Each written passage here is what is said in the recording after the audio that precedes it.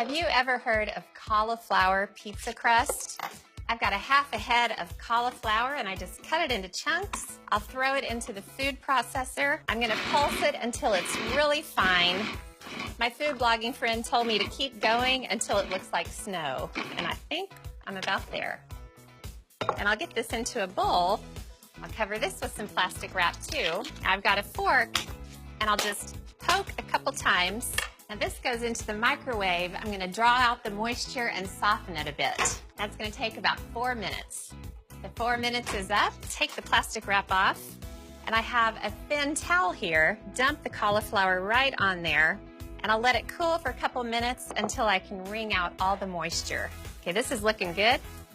Now I'm gonna fold this up, get it nice and tight in there, and I'll wring all this moisture right into the same bowl that I cooked it in. I'm just gonna keep wringing this out. It's gonna take me a while to get the cauliflower nice and dry. I got all of the moisture squeezed out of the cauliflower, and I've got a few more things to add to the crust. I'll crack in an egg, some mozzarella. I'll save the rest of this to go on top of the pizza.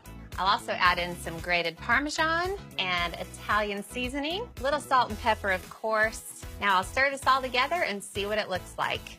Okay, this looks good. I've got some parchment paper on here so the crust won't stick to the pan.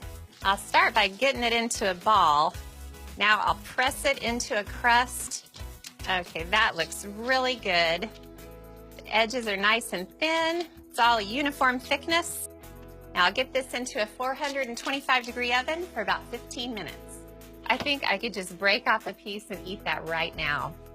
But I've got to make pizza, and for that I need a sauce. All I did was throw a finely chopped onion into a pan with some olive oil, along with 3 cloves of minced garlic. When they were soft, I poured in half a cup of chicken broth, and when it was reduced by about half, I added 3 15-ounce cans of crushed tomatoes. I sprinkled in some salt, pepper, brown sugar, and red pepper flakes just for a little spice. Then I stirred it, turned down the heat, and simmered it for 30 minutes. I'll put the sauce on the crust. I'll spread it out. Okay, that looks like a good amount. The rest of the mozzarella goes on. I'm gonna put this back into the oven until the cheese is melted. Oh, goodness. Cheese is all melted.